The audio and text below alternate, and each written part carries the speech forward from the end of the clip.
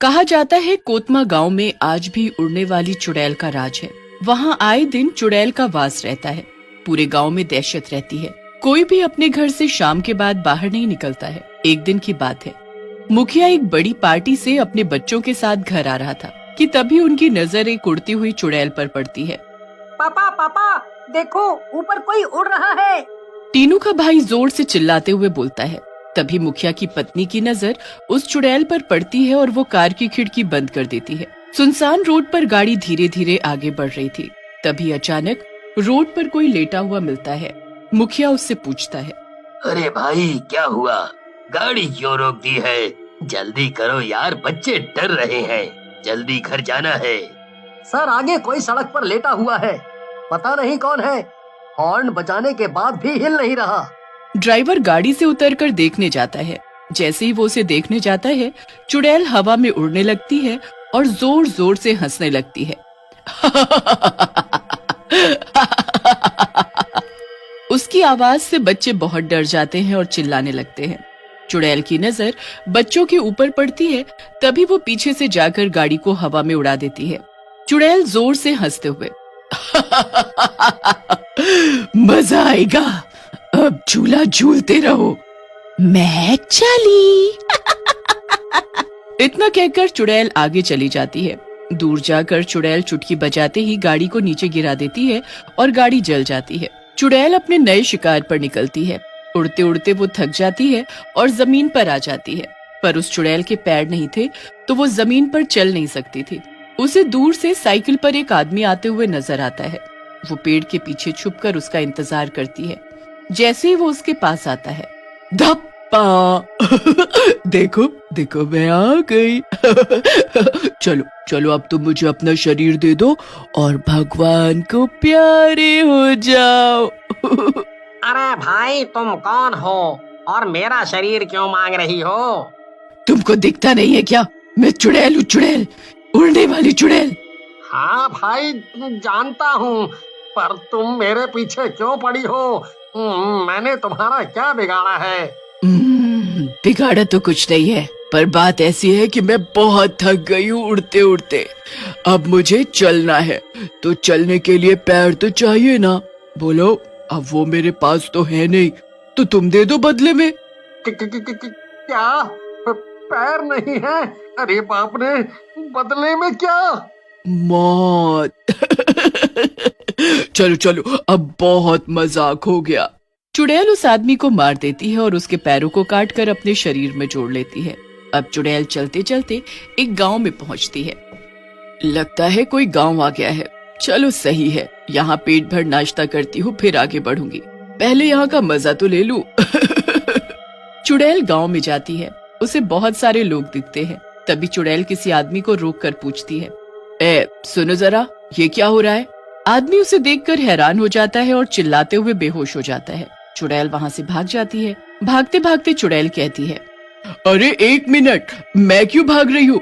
मैं तो चुड़ैल हूँ और मैं ही डर रही हूँ। पर ऐसे गांव में जाऊंगी तो लोग मुझे मारेंगे जरूर। एक काम करती हूँ, भेस बदल कर जाती हूँ, मजा भी ले लूंगी और पेट भी भर जाएगा। इतना कहकर चुड़ैल अपना भेस बदल लेती है और सुंदर ओढ़नी और साड़ी पहनकर गांव के बाजार में घुस जाती है। बाजार के लोग उस चुड़ैल को देखने लगते हैं। उसके पैरों की पायल की आवाज छन छन सबके कानों में जाती है। लोग चुड़ैल को मनमोहक होकर देखने लगते हैं। तभी उनमें से एक आदमी चुड़ैल के पास आता है और उससे बोलता है, अरे सुनो, तुम क्या नई आई हो इस गांव में? हाँ मैं नई आई हूँ। क्या इस गांव में मेरे रहने की जगह है? जगह? अरे पूरा गांव आपका ही समझो। वो तो मुझे पता है, ये गांव मेरा ही है। तुम सब मेरे पेट में जाओगे। क्या कुछ कहा आपने? छोड़ो ये सब, आप मेरी दुकान पर आओ, आज ही खुली है, ताजा मीट मिलता है। क्या ताजा मीट? हाँ हाँ चलो चलते हैं। उस दुकान से चुड़ैल कुछ खा पी कर आगे बढ़ती है। तभी एक औरत उसे रोक लेती है और कहती है, बहन जी यहाँ आइए, नई नई साड़ियाँ हैं, ले जाइए। नहीं नहीं, साड़ी नहीं, साड़ी मेरी भूख नहीं, तुम अपने आप को दो मुझे तो बोलो। औरत सोचने लगती है कि ये कैसी बातें कर रही है। निकलो यहाँ से। चुड़ैल को गुस्सा आ जाता है और अपने असली रूप में आ जाती है। तेरी इतनी हिम्मत कि तू मुझे धक्का मारे। रुक, तुझे सबक सिखाती हूँ। और वो उस औरत को वहीं मार देती है और फिर से भेस बदल कर आगे निकल जाती है। इधर आज रिया की माँ की तबीयत खराब होने की वजह से रिया अकेले ही स्कूल जा रही होती है। रास्ते में उसे चुड़ैल मिलती है। चुड़ैल रिया से प्यार से पूछती है, सुनो बेटी, तुम अकेली हो क्या? तुम्हारे साथ कोई नहीं है? नहीं, आज मेरी मम्मी की तबीयत खराब है, इसीलिए मैं अकेले स्कूल जा रही हूँ। ओ, चलो मैं तुमको छोड़ देती हूँ। अच्छा एक बात बताओ, जहाँ तुम जा रही हो वहाँ और भी बच्चे हैं क्या? हाँ, मेरा स्कूल है वो, वहाँ तो बहुत सारे बच्चे होंगे ही। चुड़ैल मंद मंद मुस्कुराती है और रिया के साथ जाकर अपनी भूख मिटाने का नया घर ढूंढ लेती है। रिया को छोड़ चुड़ैल स्कूल के अंदर जाने लगी, पर स्कूल गार्ड उसे जाने से मना कर देता है। चुड़ैल चुपचाप बाहर आ जाती है। वो फिर गांव में जाती है और लोगों पर नजर रखती है। रात होते ही सब धीरे धीरे अपने घरों में बंद होना शुरू हो जाते हैं। चुड़ैल उड़ते हुए आती है और बहुत खुश होकर जाती है। आज तो मेरा पेट नहीं कुआं है, सबको खा जाऊंगी। जैसे ही चुड़ैल नीचे नजर मारती है, नीचे कोई भी नहीं होता। चुड़ैल हैरान रह जाती है कि ऐसा कैसे हो सकता है। भूख के मारे चुड़ैल का हाल बेहाल हो रहा था। गुस्से में चुड़ैल अपने मुंह से आग निकालती है और सबकी छत पर आग लग जाती है। सब गांव वाले चिल्लाते हुए बाहर आते हैं। तभी चुड़ैल जोर जोर से हंसते हुए आती है। क्या हुआ दोस्तों, अपने घर को देखकर हैरान रह गए क्या? मैंने करा है ये सब।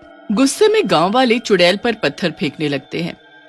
अरे बचाओ मुझे, ये तो आज मुझे मार डालेंगे, रुक जाओ।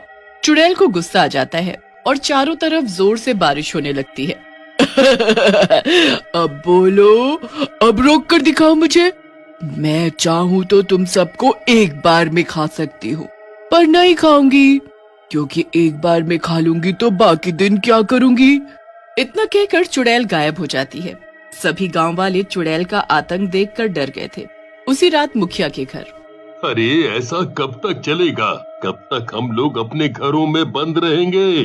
कभी तो बाहर निकलना पड़ेगा ना। हमारे भी काम है, खेती है, सब कुछ है, हम घर में थोड़ी बंद रहेंगे। मुझे ही इस चुड़ैल का कुछ करना पड़ेगा। मैं सोच रहा हूँ कल पंचायत बैठाएंगे कि चुड़ैल को कैसे भगाना है हमें। नहीं तो ये हमारे सबके घर बर्बाद कर देगी। रात को चुपचाप सब एक अघोरी बाबा के पास जाते हैं। अगली सुबह लखन अपनी पत्नी के साथ खेत में काम करने जाता है। रास्ते में जाते हुए लखन की पत्नी को चुड़ैल दिखती है। लखन की पत्नी चिल्लाती है, अरे वो देखो चुड़ैल, भागो नहीं तो ये हमें मार देगी। चुड़ैल उड़ती हुई लखन के पीछे जाती है। लखन भागने का प्रयास करता है, तभी चुड़ैल उसे उठा लेती है और मार देती है। लखन की पत्नी रोते रोते गांव की तरफ भागने लगती है। चुड़ैल उड़कर उसे भी पकड़ लेती है और मार देती है और हंसते हंसते वापस उड़कर चली जाती है। फिर अगले दिन चुड़ैल उड़ते उड़ते जा रही थी, तभी उसकी नजर एक आदमी पर पड़ती है जो बहुत सारे बच्चों को तांगे में बिठाकर घर ले जा रहा था। चुड़ैल धीरे धीरे उड़ते हुए उसके पास जाती है। मैं आ गई, चलो अब ये बच्चे मुझे दे दो, मुझे भूख लगी है। चुड़ैल तांगे वाले को मारने के लिए आगे बढ़ती है, तभी कुछ बच्चे चुड़ैल के मुंह पर पानी फेंक देते हैं। इतने में तांगे वाले अपनी गाड़ी आगे बढ़ा लेता है और तेजी से चला जाता है। ये सब अघोरी बाबा देख लेते हैं और मुखिया को कहते हैं, तुम चिंता मत करो बालक, मैं सब देख लूंगा। बस तुम लोग एक बड़ी रस्सी का इंतजाम कर लो, फिर उसको कौन बचाता है मैं भी तो देखूं। इतना कहकर बाबा वहाँ से चले जाते हैं। रात को मुखिया और सब लोग मिलते हैं और बाबा के पास जाते हैं। ये भभूत सबको दे रहा हूँ, सब लोग अपनी छतों पर इस भभूत को लगा देना और अपने घर के चारों ओर इससे गोला बना देना। इससे चुड़ैल घर के पास नहीं आएगी। हर कोई ऐसा ही करता है और बाबा की बात मानकर अपने घरों की चारों ओर भभूत लगा लेते हैं। चुड़ैल जब उड़ती हुई आती है तो घरों के पास नहीं जा पाती। चुड़ैल को गुस्सा आ जाता है और चुड़ैल लोगों को मारने के लिए बहुत कोशिश करती है। अघोरी बाबा एक बड़ी रस्सी में भभूत लगाकर उस चुड़ैल को उसमें बांध देते हैं। फिर चुड़ैल को नीचे खींच लेते हैं। छोड़ो, मुझे जाने दो, छोड़ो, मेरी शक्ति कहाँ जा रही है? धीरे धीरे चुड़ैल की सारी शक्ति चली जाती है और अघोरी बाबा उसे जला देते हैं। चुड़ैल का साया हमेशा के लिए खत्म हो जाता है।